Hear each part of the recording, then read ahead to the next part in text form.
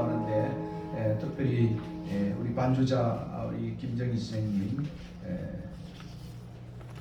눈도 악화되지 아니하고 또 키모테라피를 받는 가운데서도 마음이 굳세어져서 신앙으로 잘 견딜 뿐만 아니라 하나님께서 병도 치료해 줄 수 있도록 또 우리의 기도를 그렇게 올려드리고 또 특별히 우리 김덕배 집사님 무릎이 좋지 않은 가운데 있습니다. 늘 기도 제목을 안고 저희 기도하는데 이 기도 제목을 들고 기도하시고 또 특별히 우리 차준구 장로님의 안질과 또 신덕신 목사님 건강과 또 우리 전원호 작가의 큰 아들이 자폐증으로 그 가정이 일로 인해서 믿음이 약해지지 않도록 이를 위해서 기도해 주시고 또 특별히 이제 결혼하여 1년 됐지만 또 새 가정을 부린 우리 샘이 또 사무엘의 또 군대 문제 이거 적응하는 우리 해나의 문제 또 다른 많은 우리의 건속들을 위해서 함께 마음을 모두 하나님께 기도하겠습니다. 고마우신 아버지 하나님 다시 한번 주님 앞에 기도를 올려드립니다. 이제 우리의 기도가 우리 속에 있는 권속들을 위해서 함께 참으로 기도합니다. 한여를 위해서 기도하라고 말씀하시고 병낫기를 위해서 기도하라고 말씀하시고 참으로 믿음의 기도는 역사하는 일이 크다고 말씀하셔서 하나님의 사랑 우리 여정을 주께서 강건히 붙드시고 가진 아버지의 여러 가지 많은 질병들이 참으로 영혼을 손상시키지 않도록 특별히 그이를 먼저 주님이 붙잡아 주시고 하나님의 무엇보다도 아버지는 안전에 더 악화되지 않도록 하나님께서 말씀하시고 기도를 앞에 받는 가운데 여러 가지 많은 참 어려움들을 겪고 있습니다. 하나님께서 종의 마음속에 큰 평안을 주시고 하나님 믿음을 더하셔서 하나님 앞에 가고할 때마다 믿음의 큰 역사를 체험할 수 있도록 하나님께서 붙잡아 주시옵소서. 김정희 집사님 참 아버지여 원치 않는 어무를 다쳐서 오랫동안 고생을 했는데 하나님 그 어무를 안수하시고 치유의 왕성을 주셔서 참으로 아버지 회복되어져서 새로운 가정을 꾸릴 때 미끄럼이 되게 하시고 또 믿음의 신실한 가정을 꾸려갈 수 있도록 기도로 잘 준비하고 하나님 앞에 엎드리는 귀한 주님의 은혜를 베풀어 주시옵소서. 차준구 장로님의 안전 문제를 주님께서 간섭하시고 신덕신 목사님을 붙잡아 주시고 또 신건임 집사님 또 특별히 아버지는 전원호 장로의 아버지 하나님이여 그 아들의 자폐증 문제로 가정이 참으로 어려운 가운데 떨고 있습니다. 그 속에서 늘 하나님의 돌보심이 있게 도와주시고 참으로 그 마음이 놓아지지 아니하고 더욱 무스러져서 아버지는 이런 여러 가지 많은 어려운 문제들을 통하여 믿음이 자라가시고 더욱더 하나님 앞에 큰 영광을 올릴 수 있는 결과를 얻을 수 있도록 은혜를 베풀어 주시옵소서. 우리 사무엘 군대 문제 우리 또 사랑하는 우리 해나의 또 새로운 자아를 찾아서 미술 교사로서 사역을 18년부터 봉사를 하는데 하나님께서 이름에도 같이 해주시고 구역없이 학생들을 가르칠 때 정말 많은 영향력을 끼치게 하시고 좋은 아버지 하나님이여 기술을 전수하여서 훌륭한 인재로 갈 수 있는 미끄럼이 될 수 있도록 은혜를 주시옵소서. 오늘도 우리의 은혜를 받아 주시옵소서. 주하게 맞추어서 묵도드림으로써 오늘 주일 예배 시작하겠습니다.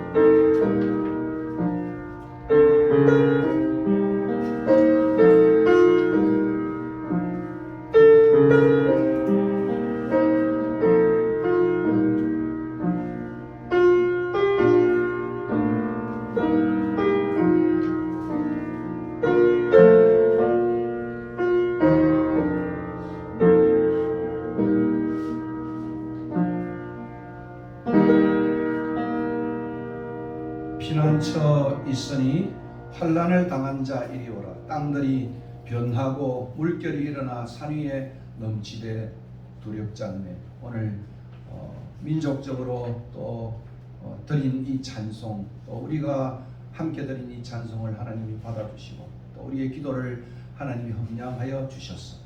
참으로 주님은 우리의 쉘터가 되는 피난처가 되는 그러한 하나님의 것을 다시 한번 고백하고 순례자들이 모여서 하나님 앞에 이렇게 예배를 올려드립니다. 드렸던 여러 가지 기도의 제목 하나님께서 일일이 간섭하시고 주의 뜻을 따라 주의 때에 적절한 시간에 적절한 방법을 통해서 응답받는 귀한 기도가 되게 축복하여 주시옵소서.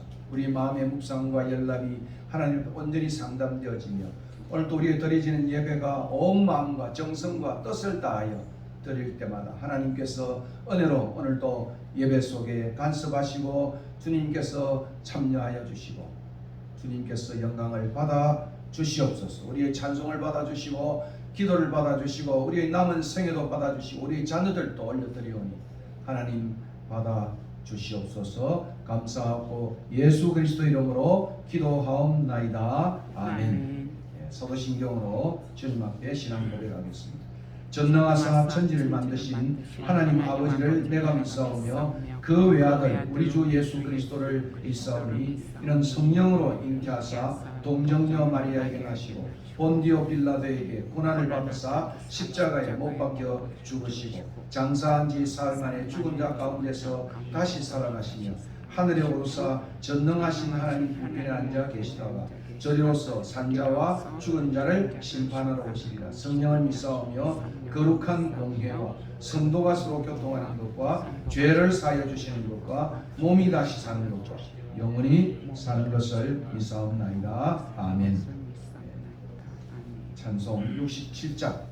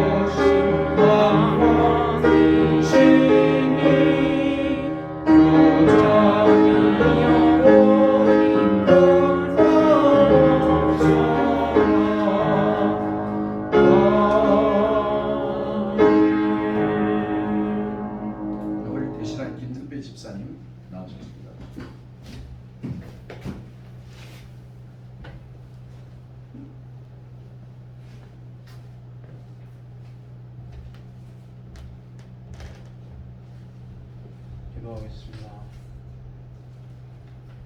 할렐루야. 거룩한 주의를 허락하시고 예배를 드릴 수 있으니 감사합니다. 광야에서 홀로 때가 가까웠느니라. 주의 길을 예비하는 선지자 세례 요한의 소리를 깨닫게 하시고 우리의 삶에 임하게 하소서. 사랑하는 하나님 아버지여, 이 나라 이 민족을 공혈히 불쌍히 여기시고 대한민국을 축복하소서. 이정자들에게 하나님의 권능을 깨닫게 하시고 하나님의 공의가 스같이 흐르는 이 나라 되게 하소서. 폭력 동포들을 기억하시고 복음으로 평화적으로 통일되게 하소서. 사랑하는 하나님, 이곳에 순례자의 집을 세우사오니 치유와 심, 회복, 다음 세대를 준비하는 곳 든든히 부흥하게 하소서. 이 시간 말씀을 전하실 목사님에게 성령의 은혜를 부어주시고 듣는 자에게 아멘으로 답하시어 삶이 변화되게 하옵소서. 순례자의 집의 성도들을 축복하시고 삶의 모든 문제들을 아시오니 치유와 회복으로 하나님의 기적을 체험케 하소서. 이 시간 처음 이 시간이오니 주님 홀로만 영광 받으소서. 예수님의 이름으로 기도합니다.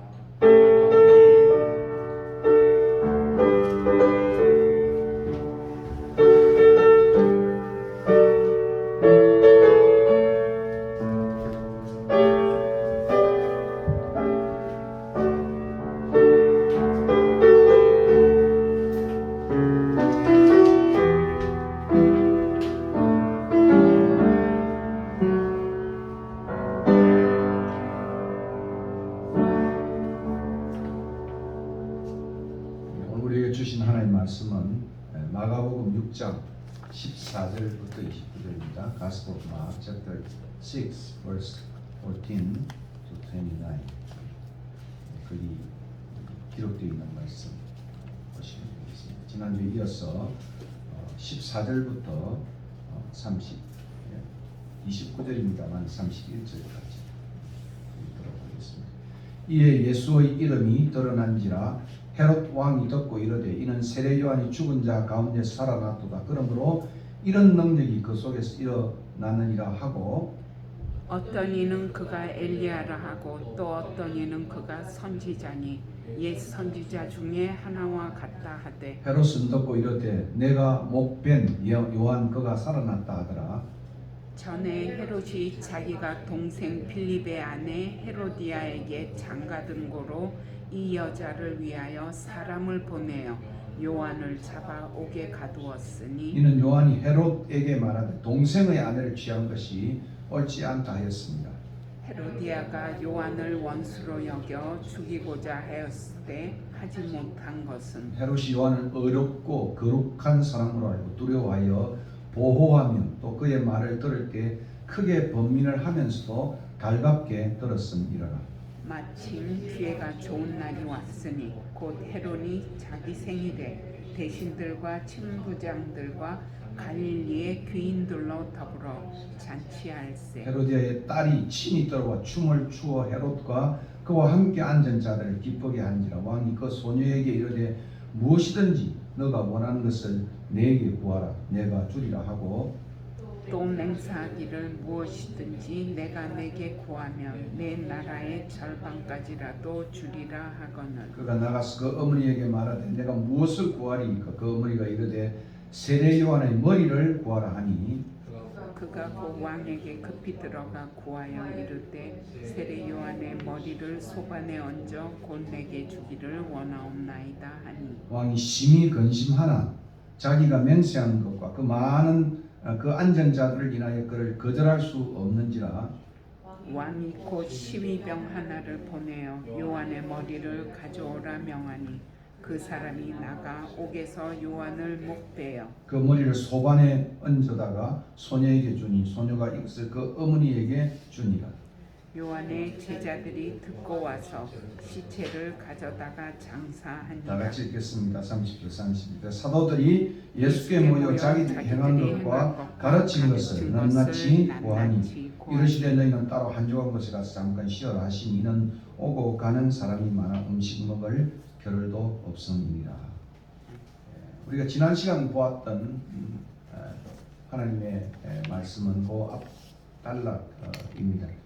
7절부터 13절까지 말씀을 보았고 그리고 14절부터 29절까지가 거기에 세례 요한의 기사가 언급이 되고 있습니다. 자세한 것은 여러분이 17절부터 29절까지 회상의 형식으로 플래시백 테크닉이다 이렇게 말할 수 있겠죠.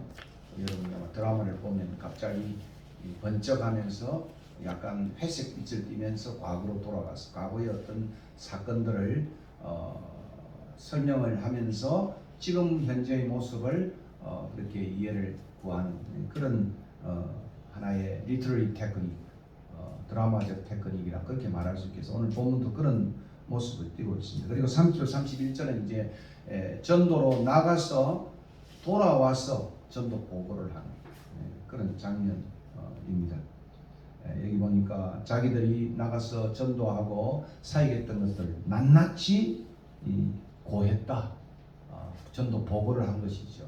보고 후에 예수님께서 힘들었으니까 이제 가서 쉬어라 이렇게 명하고 있습니다. 그 사이에 끼어 있는 내용이 바로 오늘 14절부터 29절까지입니다. 특별히 이 14절부터 19절 끼어 있는 이 샌드위치 테크닉, 리터러리 테크닉이죠.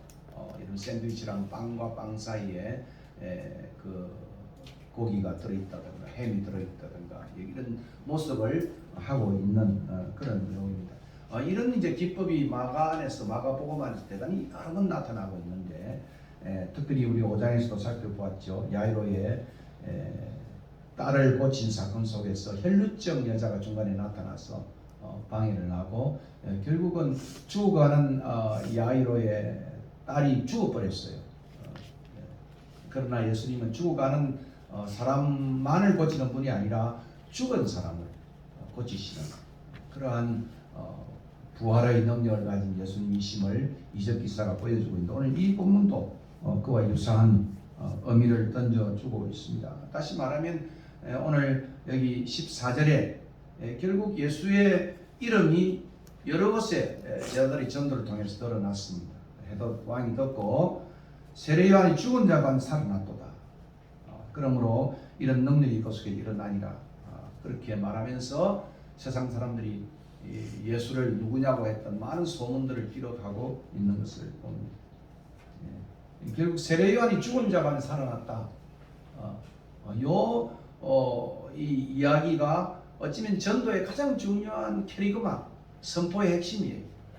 다시는 예수는 죽고 다시 사신 분이라고 하는 사실. 전도의 핵심적 내용으로 소개된다. 그렇게 말할 수 있습니다. 그러므로 죽음과 부활 그것이 바로 복음 전파의 가장 중요한 내용. 뭐 이적을 사람을 고치냐 이것도 중요하겠지만 더 중요한 것은 예수님이 우리를 죽으시고 다시 살아나셨다. 이것이 사도들이 전했던 소위 말하면 복음 전파 그걸 캐리금이라고 부르지 않습니까? 그것의 하나의 중심된 내용이었다고 말할 수 있습니다. 그리고 복음 전파하는 삶이란 것은 정말 수단이 따를 수밖에 없다. 이게 정인의 삶이다. 이것을 또 보여주고 있는 내용입니다. 수단은 무엇입니까? 죄 많고 엄란한 세대 속에서 주의 길을 가는 자, 정인으로서 살아가는 사람들에게 필연적으로 따라오는 거예요. 그러니까 참 예수의 길을 따르고 복음을 전하는 길에 있어서 순환은 마스터, 반드시 있는 그 헬라어로 데이라고 표현하고 있는데 반드시 순환은 따라갈 수밖에 없는 길이다. 그것을 웅변적으로 보여주고 있습니다. 여러분 정인이라고 하는 이 위트니스라고 하는 이 헬라어 단어가 이 영어의 단어가 헬라어로는 순교자라는 말입니다. 정인이 된다는 것은 목숨을 걸고 그것을 지키고 증거하는 그런 사람을 가리키는 것입니다. 그러므로 세례 요한의 순환은 앞으로 있을 예수 그리스도의 순환을 암묵적으로 보여줍니다. 왜냐하면 세례 요한은 전령자이고 또 뒤에 오시는 이를 소개하는 그러한 사람이기 때문에 내 뒤에 오신 이 그분을 소개하는 분이 바로 세례 요한이기 때문에 세례 요한의 운명이 곧 예수의 운명을 암시합니다. 이것을 foreshadowing이다. 미리 예시해주는 그런 모습이고 이것은 어찌 예수 그리스도만이 고난의 길을 가겠습니까?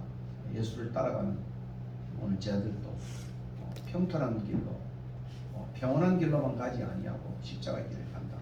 이것은 마가는 계속해서 1장 14절에서 세례 요한이 잡힌 후에 예수가 등장하는 세례 요한이 순환 속으로 사라진 속에 예수의 등장이 나타나고 예수의 등장은 다시 9장 33절에도 보면 31절에도 보면 정말 죽임을 당하는 그런 모습으로 나타나고 마지막에 13장 9절에도 그를 따른 제자들의 삶도 역시 순환소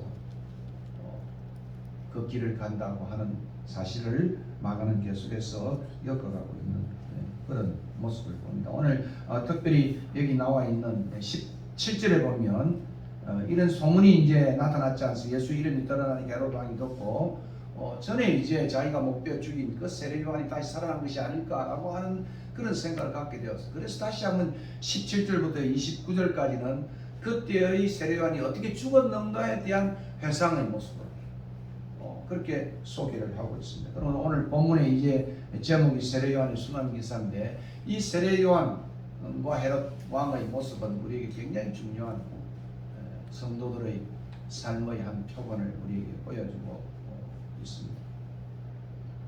앞서 말씀드린 사실 헤롯은 이미 예수가 누구신지에 대한 소문을 들었습니다. 오래전부터. 갈릴리에서 또 여러 곳에서 또 이방의 땅에서 예수님은 수많은 이적을 일으키시고 고치시고 그리고 예수의 소문은 온 곳으로 퍼져나갔는데 어찌 그 당시 왕이었던 헤롯의 귀에 들어오지 않았겠습니까? 그것을 오늘 14절과 16절은 소개하고 있죠. 예수가 자신이 죽인 세례 요한의 부활한 것 아니냐 그렇게 말씀하고 있는 것을 봅니다. 결국 예수님이 공적인 나타남 그것은 세례 요한의 체포로부터 시작돼요. 1장 14절 살펴보시면 세례 요한이 잡힌 후에 예수가 등장합니다. 세례 요한이 무대의 순환의 길로 사라진과 동시에 예수의 등장은 앞으로 예수도 순환의 길로 사라질 수밖에 없는 존재라는 것을 보여주는 것입니다. 헤롯 왕의 기억에 남아있는 세례 요한의 죽음 또 살해는 매우 깊은 트라우마로 잔상으로 이미지로 남아 있었던 것 같습니다. 그러므로 예수님과 세례 요한 사이의 이 운명의 이 혼동, 혼란 이게 지금 세례 요한이 죽었다가 살아난 거 아니냐라고 한 이 혼동은 마가가 예수의 미래의 운명 역시도 세례 요한의 운명과 대단히 유사한 모습을 가지고 있지 않을까라고 하는 점을 시사해 준다는 것입니다. 왜 그러냐면 앞서서 우리가 2절과 8절에서 우리가 지난 오래전에 우리가 살펴본 것처럼 세례 요한은 예수님의 전령자였어요. 그 길을 예비하는 사람이었습니다. 그러니까 예수님이 어떤 길을 가야 될 것인가는 세례 요한의 그러한 가르침과 그의 삶을 보면 예수가 어떻게 이 땅에 살고 가시는지를 보여준다. 그런 의미입니다. 그러므로 세례 요한의 이 살해 기사, 순환과 죽음의 기사를 여기다 삽입한 것은 특히 회상의 형식으로 플래시백 하나의 테크닉으로 이 복음 전파의 이 사건 속에 이렇게 들어가게 한 이유도 바로 마가 가지고 있는 특별한 의도였다 이렇게 말할 수 있습니다. 그리고 세례 요한의 이 죽음에 대한 회상의 기사는 단지 예수님의 앞으로 미래적 삶을 보여주는 예시적 사건으로만 끝나는 것이 아닙니다. 세상에서의 우리의 삶, 특별히 정인으로서의 삶에 던져주는 메시지는 더욱더 크다 이렇게 말할 수 있습니다. 그리고 헤롯 왕의 모습은 이 음란하고 패간 세대에서 우리가 주님의 제자로서 어떻게 살아야 할지를 잘 표현해 주고 있습니다. 헤롯 왕의 모습과 세례 요한의 모습을 우리가 묵상해 보면 오늘 세상에서 신자들이 어떤 삶을 살아야 될지를 보여준다 그런 말씀입니다. 마가가 보여주는 헤롯 왕의 모습은 세상 속의 그리스도인들에게 대단히 도전적인 반면교사, 도전적인 굿 이젠플이 아니겠죠. 아주 배드 이젠플로 우리에게 보여주는 그런 메시지이기도 한 것입니다. 예수님의 사역은 늘 두 가지로 반응이 나타나서 하나는 성공과 인기를 어디를 가나 예수님은 구름대처럼 사람들이 모였고 그리고 사람들이 놀랐고 놀라운 이적이 나타났습니다. 그리고 수많은 사람이 예수를 찾았습니다. 요한복음 이 예수를 왕으로 삼으면 좋겠다. 500명의 기적을 일으키고 죽은 자를 살리시고 그리고 정말 병자를 고치시고 귀신을 쫓아내시고 풍령을 잠잠케 하시고 수많은 이적을 통해서 이 사람이 우리의 왕이 되면 우리는 정말 행복한 삶을 살겠다 이렇게 사람들이 찾아오고 따라오고 인기를 끌었습니다. 그러나 그것만이 아니었습니다. 그 인기와 그리고 성공과 함께 오는 것은 바로 배척과 거절이었습니다. 자기 집안의 사람들에게 배척을 하고 자기 땅에 오면 자기 백성이 영접지 아니하고 또 가장 먼저 환영해야 할 종교 지도자들조차도 예수를 죽이려고 하는 살해 모의가 나타났다. 참 이 두 가지 상반된 반응, 이것은 큰일을 하는 사람들에게, 일을 하는 사람들에게 따라오는 그러한 모습인 것입니다. 결국 이 해상기사는 뭘 우리에게 보여주겠습니까? 성공과 인기, 배척과 거절이 우리의 삶에 공존할 때, 함께 있을 때 우리는 어떤 자세와 행동을 취해야 될 것인가. 연예인들 보면 얼마나 인기를 많이 먹고 삽니까? 그러나 또 연예인들의 댓글을 보면 악플들이 달려가지고 너무너무 시달리면서 어떤 사람은 그 악플 때문에 자살을 합니다. 그 인기와 배척은, 거절은, 악플은 늘 우리 삶 속에 올라갈수록 아이돌이 되고 권력자가 되어질수록 지금 여러분 뉴스를 보십시오. 대통령이 된 윤석열, 그리고 그의 아내 김건희, 일거수일투족, 무엇을 입느냐, 무엇을 먹느냐, 그리고 개를 어떻게 데리고 다니느냐, 그 모든 것들이 좋은 것과 팬덤을 이루는 것과 악플이 딸려가는 그런 것들을 보게 됩니다. 아이들도 그렇고 권력자들 그렇고 또 종교 지도자들도 마찬가지입니다. 나가 모든 종류의 권력자들은 다 이 두 가지 상반된 반응 속에 놓여 있다. 여러분 책을 많이 쓰면 그 사람 문화 권력자 아닙니까? 칼추럴 그런 맨파워를 갖고 있어요. 책을 300만 부 쓰는 공지영, 그죠? 아니 300만 명의 팬덤을 이루는 공지영, 이회수, 옛날에 이문열, 그죠? 수많은 사람들은 하나의 글을 통해서 그 사람은 권력자가 되는 겁니다. 저 같은 사람은 교육 권력자겠죠. 학교에 있을 때. 왜냐면 제가 점수를 주니까. 점수에 매달려가지고. 이런 사람들이 성공과 인기와 배척은 늘 공존해 있다 이 말입니다. 그리고 법조 권력자도 마찬가지입니다. 의료인들도 마찬가지입니다. 그래서 위기에 의한 많은 내용들이 나타난 이유도 바로 거기에 있는 것입니다. 인기를 먹으면은 악플은 따라오게 되어 있는 거예요. 이 두 가지를 어느 하나만 송두리째 가지고 있는 사람은 아무도 없습니다. 여러분 이건희 씨가 얼마나 돈이 많아요. 그러나 하루에 밥 5끼를 먹지 못하잖아요. 저는 늘 그렇게 생각해요. 아무리 부자라 해도 하루에 밥 5끼를 먹는 게 아니고 더 바쁘기 때문에 지금 2끼밖에 더 못 먹어요. 그리고 그분은 감방을 여러 번 갔고 그 아들도 그죠? 부자인데 얼마나 우리나라 이재용이 부자입니까? 그런데 또 감방에 이 두 가지가 공존해 있는 한국의 현실이기도 하고 그렇습니다. 그렇기 때문에 오늘 이 본문은 우리에게 참 정말 어떤 모습이 진정한 행복의 길인가를 보여주는 모습입니다. 다시 본문으로 돌아가겠습니다. 헤롯 왕은 세례 요한이 전한 말씀에 대해서 달게 들었습니다. 참 말씀을 달게 들었어요. 20절이죠. 그러나 올바른 것을 위해서 순환이 왔을 때 그는 자신의 체면과 명성, 오늘 26절에 보니까 자기의 맹세하는 것과 그리고 그 안전자들 때문에 세상의 염려에 급급해서 심히 근심을 했습니다. 결국 이제 바로 이런 모습이 세례 요한의 모습입니다. 결국 진리를 마지막에는 따르지 않게 되어지는 것입니다. 세상 정치인들은 표와 권력을 의식해서 대부분 이런 모습을 보이는 거예요. 항상 보면 그 권력과 표는 늘 직결되어 있어요. 이 점이 육적 그리스도인과 영적 그리스도인의 차이예요. 이 점이 세상과 짝한 사람 롯과 하나님과 동행하는 사람 아브라함의 차이인 것입니다. 그 두 마음을 품은 자들이 갖는 비극적 모습이다. 우리 안에 두 마음을 품으면 세상을 향하는 마음과 하나님을 향하는 마음을 품으면 그게 갈등이 생길 수밖에 없는 것이죠. 그래서 나중에 우리가 옛날에 우리 봤던 롯의 갈등은 바로 그런 것입니다. 결국 롯은 어디로 갔습니까? 물 좋은 것을 택해서 넉넉한 목 좋은 곳, 물 좋은 곳, 목초지로서는 가장 유목률 최고의 땅을 택해갔지만 그가 간 곳은 소돔 고모라 가까이 갔다. 소돔 고모라. 늘 물 좋은 곳은, 늘 인기 있는 곳은 거기는 악이 번성하는 거예요. 그래서 소돔 고모라에 얼마나 많이 고통을 당하고 나중에는 고모라와 멸망할 때 그런 정말 그 멸망의 성에서 장망성을 벗어서 기독교처럼 빠져나오는 모습을 우리가 살펴본 것입니다. 이 헤롯 땅의 모습은 마치 씨 뿌린 자의 비유에 그 네 가지 소일이 있잖아요.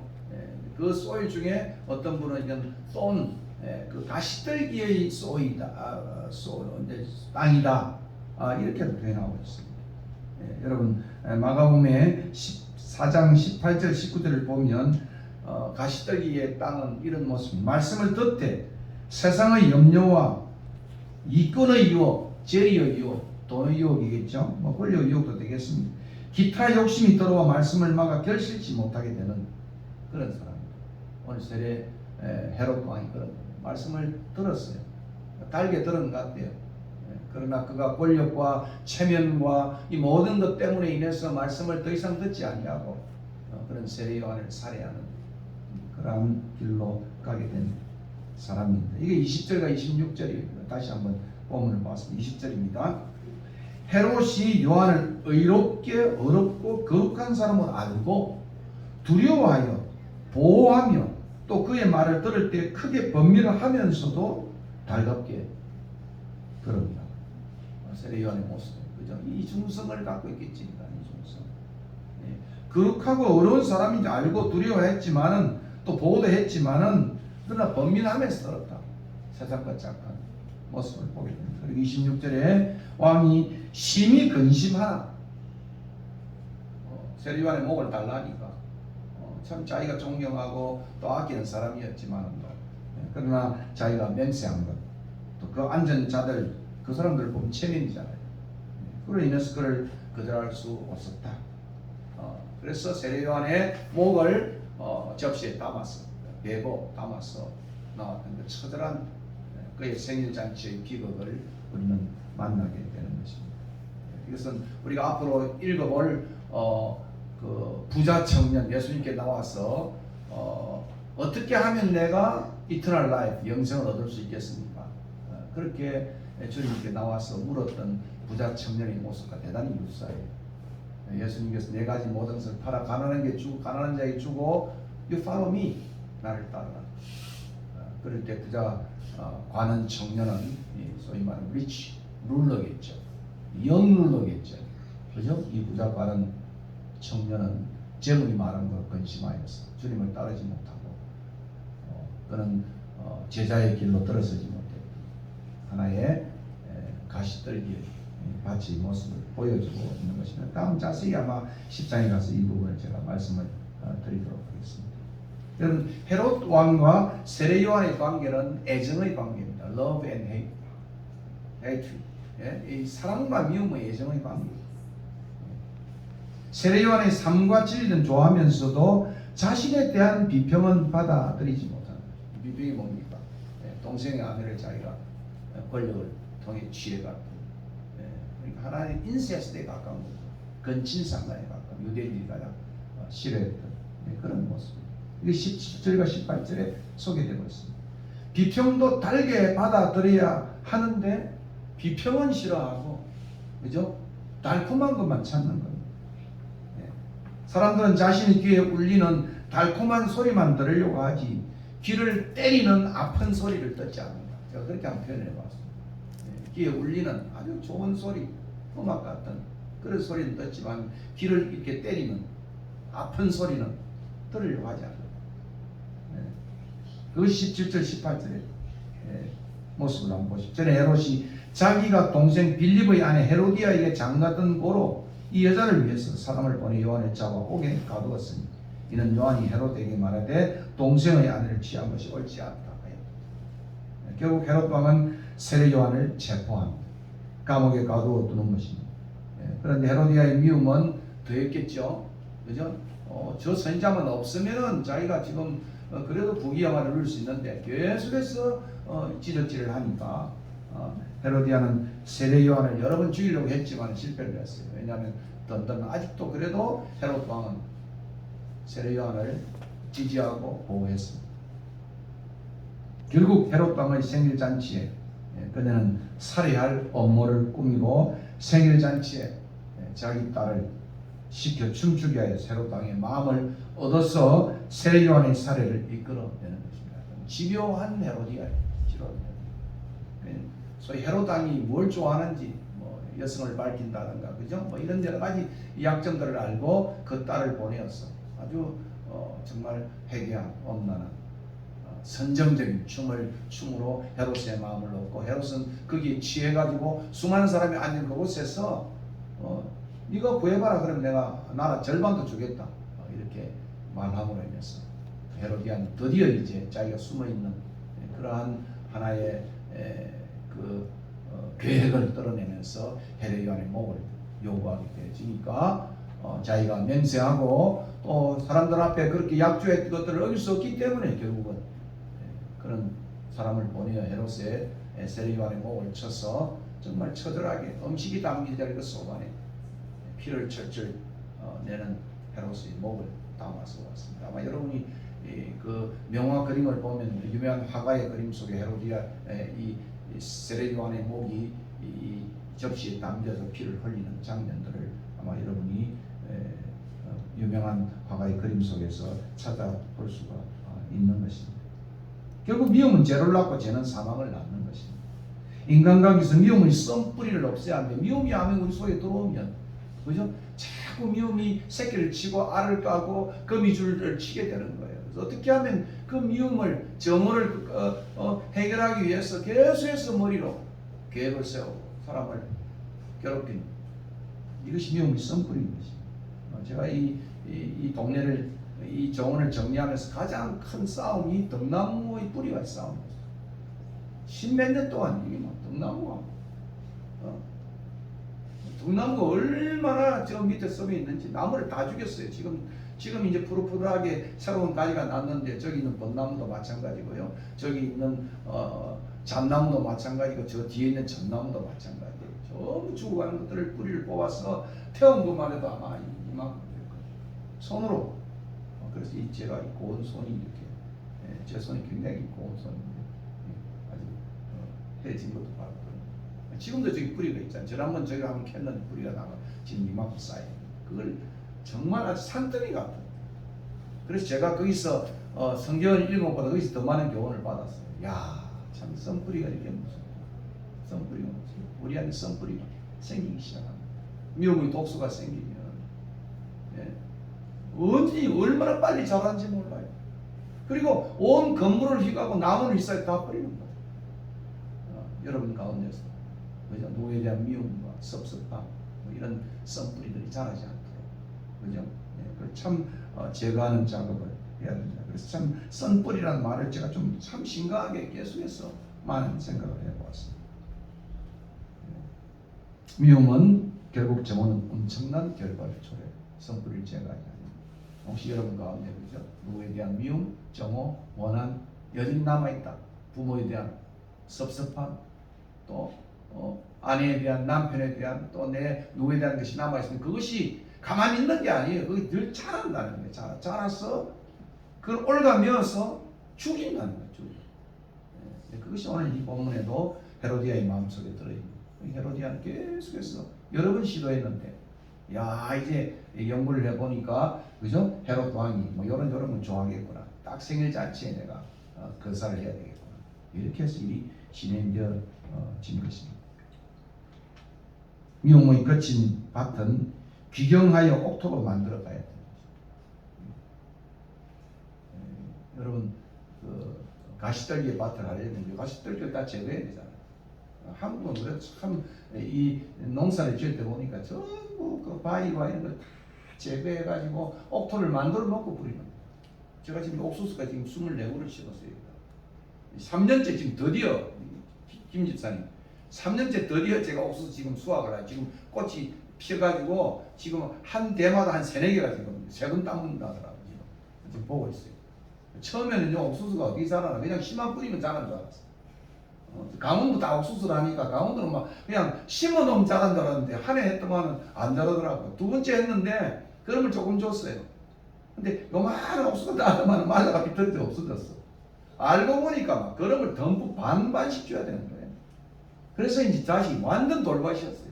전부 다 돌밭을 제거하고 올해 처음으로 지금 제가 맛있는 찰옥수수의 수확을 기다리고 있어요. 예. 그러니까 그게 뭐겠어요? 옥토로 만들어야 된다 그 말 아닙니까? 미움 정오에 이런 돌들을 다 제거하고 그리고 비료를 많이 줘가지고 하니까 처음엔 저기 자랄까 한 사흘은 막 타더라고요 햇빛에. 그리고 한 2그루는 타가 죽었어요.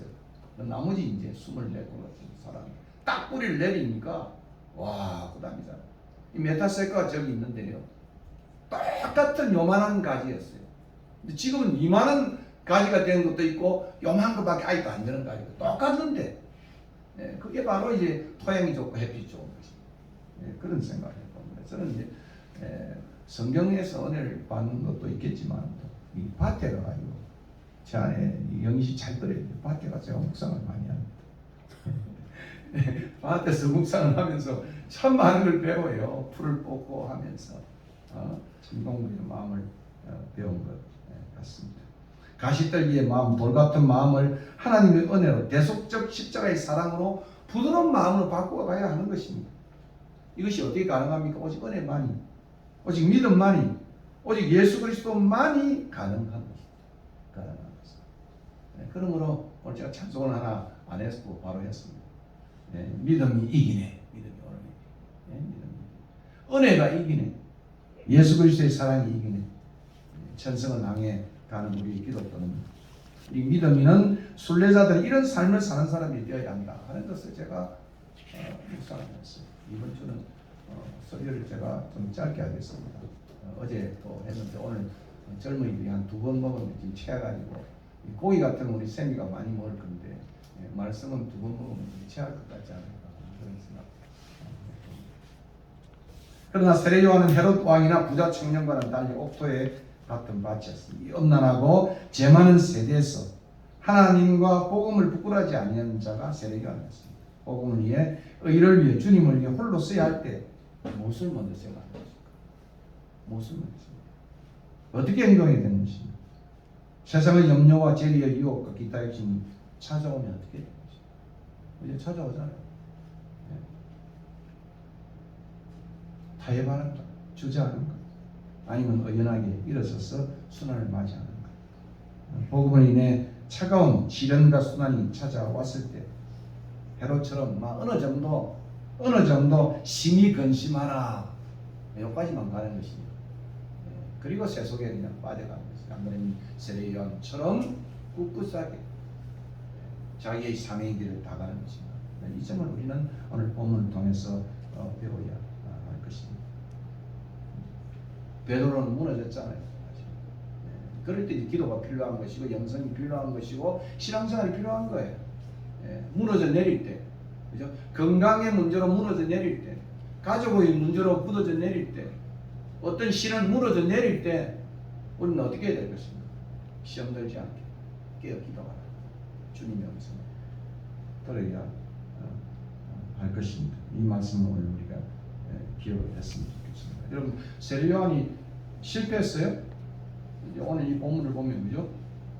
세례 요한이 어떤 사명의 길을 가다가 이 권력자의 권력 앞에 지금 꺾인 거 아닙니까? 그죠? 지금 접시에 디쉬에 큰 쇠반에 세례 요한의 목이 착 잘려가지고 달려왔습니다. 완전 잘린 거 아닙니까? 꺾인 겁니까? 세례 요한은 그 삶을 끝내지 못한 unfinished 미션이었어요. 아니었잖아요. 근데 그게 제게 지난번에 말씀드린 충격이었어요. 세례 요한은 꺾이고 실패하고 좌절하고 성공하지 못한 그런 한 역사의 인물로 성경은 말하는 거 아니에요. 세례 요한은 제가 참 은혜를 많이 받은 것은 성경 구절 세례 요한이 달려갈 길을 다 맞아. 그게 충격이었어요. 제게. 아니 세례요한이 정말 하나님의 그 세례요한 사명이 무엇입니까? 자기의 뒤에 오실 예수 그리스도가 누군가를 예비하고 소개하는 것이 세례요한의 사명이었어요. 그 자기는 자기 순환은 앞으로 있을 예수님의 순환을 보여주는 그것이 자기의 사명이었어요. 꺾인 게 아니잖아요. 실패한 게 아니잖아요. 좌절된 게 아니잖아요. 그가 해야 할 일을 그는 하고 갔다. 예? 그래서 성경에 세례요한은 자기의 달려갈 길을 다 마쳤다. 와, 내가 그 말씀을 내가 듣고는 굉장한 충격이었어요. 우리 인간적으로 보면 세례요한은 그죠? 가다가 잘려가지고 끝난 말이에요. 그죠? 단도대에 사라진 거 아닙니까? 사명을 완성하지 못한 거 아닙니까? 그런데 그게 세례요한의 사명이었다는 거예요. 사명. 네? 사명이었다. 이것이 그의 아름다운 숙명이었다. 데스티니. 그의 데스티니는 뭐냐? 네? 그건 바로 예수 그리스도가 누구신가를 알리는 것이고, 그죠? 그가 끝까지 을을 위해서 그 길을 갔던 그것이었다. 오늘 우리의 사명은 뭐겠어요? 네? 여러분 최인호가 마지막에 눈물이라는 책에서 이 최인호라는 작가가 우리나라의 시대에 굉장히 훌륭한 작가예요. 근데 그분이 받았던 마지막 고통은 침샘암이었어요. 침샘암. 여기 암이거든요. 얼마나 고통스럽겠어요. 침샘암. 근데 그걸 눈물로 쓴 그의 마지막 유고집이 눈물이라죠. 최인호는 정말 아주 좀 45년생인데요. 정말 마음대로 살았던 사람이에요. 근데 그 뒤에는 늘 누굽니까? 그 천주교에 있는 그죠? 그 유명한 우리나라 여기 얼마 전에 돌아가신 우리 누굽니까? 지난번 좀 얼굴이 동글동글하게 생긴 그분의 사랑을 더 못 받았어요. 그리고 최인호에게 늘 글을 쓰는데 사목지에다가 글을 쓰게 했어요. 최인호가 빗나가지 않도록 굉장히 달필이었고 글을 잘 쓰는 분이었는데 너무 튀는 사람이었어요. 근데 늘 그분이 이 최인호를 통해서 사목지에 그죠? 그 신부들이 읽는 그 글에다가 문학의 글을 씁니다. 최인호가 사람이 되어가는데 마지막에 침샘함을 통해서 그가 얼마나 참으로 신앙에 깊은 신심을 갖는지 제가 최인호 책을 거의 내가 사서 다 읽었던 기억을 아직도 하고 있습니다. 그의 이 어려운 데스티니는 그의 숙명이었다. 이렇게 숙명. 그 숙명이 숙명이었다. 그 숙명을 숙명으로 순종하는 것으로 받아들였다는 거예요. 그래서 로만 가톨릭에서는 숙명이라는 말을 써요. 숙명. 사명을 받아들이는 거예요. 내 갈 길이 뭐냐? 모르겠어요. 심상급에 갈 길이 어디까지인지 모르겠어요. 우리 딸은 걱정을 많이 아빠 그만하고 그냥 쉬어라는데 무엇이 내 삶의 데스티니인지 모르겠어요. 그 길을 가다가 나는 그냥 사라질 뿐이에요. 그래서 남은 것 이거 어떻게 할 거냐? 사람들은 그거 왜 내게 묻냐? 그건 that's my future. Future is none of my business. 미래는 나의 것이 아니에요. 그건 하나님의 것이에요. 내가 살다가 가면 끝이에요. 그것은 내가 즐기며 내가 원하는 일을 하며 살며 가는 것이 나의 숙명이에요. 숙명이고 숙명이에요. 거기까지 가는 거예요. 뭐 자녀도 가져갈 수 있을 것이고 사회에 기원할 수도 있을 것이고 그죠? 누군가가 다음 세대가 쓸 거 아니겠습니까? 그건 내가 걱정 I'm not worried about it. 내가 그 걱정하지 않아요. 미래는 나의 것이 아니니까 하나님의 것이니까 지금 내가 어떻게 사느냐 즐겁게 재미있게 그것이 내가 가지고 있는 사명이에요. 그래서 일도 넓혀보는 거예요. 우리가 알아야 할 사실은 우리에게 주어진 길을 가는 사람이 인생의 성공자예요. 그러니까 세례요한은 뭡니까? 실패자입니까? 성공자입니까? 성공자예요. 왜냐하면 자기가 가야 할 그 숙명의 길을 순명함에 갔으니까 순종함에 갔으니까 그게 성공 아닙니까? 그죠? 그 신상국에 가야 할 길을 그냥 가면 되는 거예요. 얼마나 많이 이루었느냐, 얼마나 가진냐, 그건 내 문제가 아니에요. 오늘 그것을 본문이 보여줍니다. 찬송하겠습니다. 516장 찬송.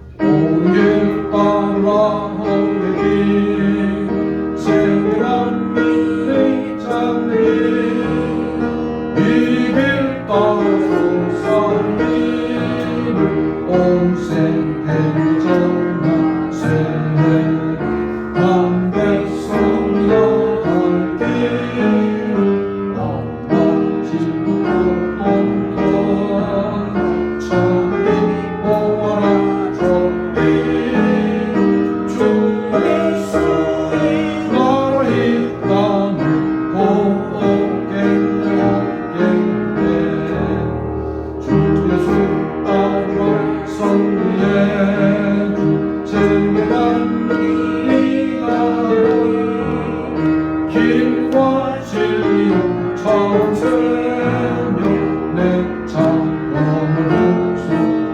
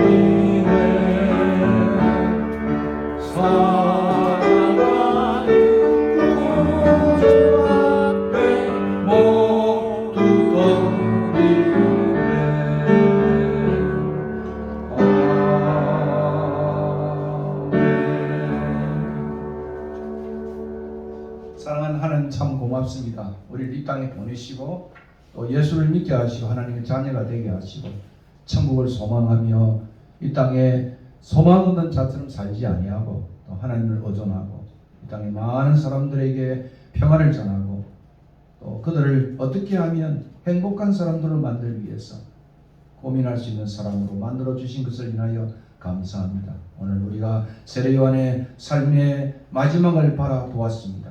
참 실패한 것 같지만은 그것이 그의 달려갈 길이고 그의 숙명이었고 숙명이었던 것을 오늘 봅니다. 하나님 우리의 인생의 성공은 하나님 우리고 갈아간 그 길을 끝까지 달려간 그 길임을 알고 사명이 무엇인지 빨리만 달려갈 것이 아니라 올바른 방향으로 가야 될 것이고 그것이 방향만 갖추는 것이 아니라 사명의 길로 가야 하는 우리의 삶이 될 수 있도록 우리의 권속들을 붙잡아 주시고 또 부족한 종의 가족들을 또 손자 손녀들을 붙잡아 주시옵소서. 또 이 시간도 몸이 약한 관계로 고생하는 딸들이 있습니다. 기억하시고 하나님이 치유하시고 오늘도 이 적은 물질 주님 앞에 올려드렸습니다. 받으시옵소서. 특별히 그 젊은 부부를 하나님이 받아주시고 훌륭한 하나님의 인재로 많은 사람에게 영향력을 끼칠 수 있는 좋은 그러한 부부가 될 수 있도록 하나님 역사하여 주시옵소서. 오늘도 미창한 모든 우리의 권속들을 어디 있든지 간에 지켜주시고 신앙생활에 엇나가지 않도록 빗나가지 않도록 하나님께서 때로는 인생 막대기와 채찍질로 봉기하셔서 기어코 주님을 사랑하는 모든 권속들에게 축복하시고 이 물줄이 있는 곳마다 주의 영광 드러낼 수 있도록 하나님 역사하여 주시옵소서. 이젠 우리 주 예수 그리스도의 은혜와 아버지의 크신 사랑과 성령의 교통하심 다시 한번 하나님 앞에 우리의 인생을 돌아보고 우리의 인생을 온전히 올려드리며 참으로 순명의 길을 가기로 다짐하는 주의 백성들 머리 이제부터 영원 무궁토록 함께 있을지어다. 아멘.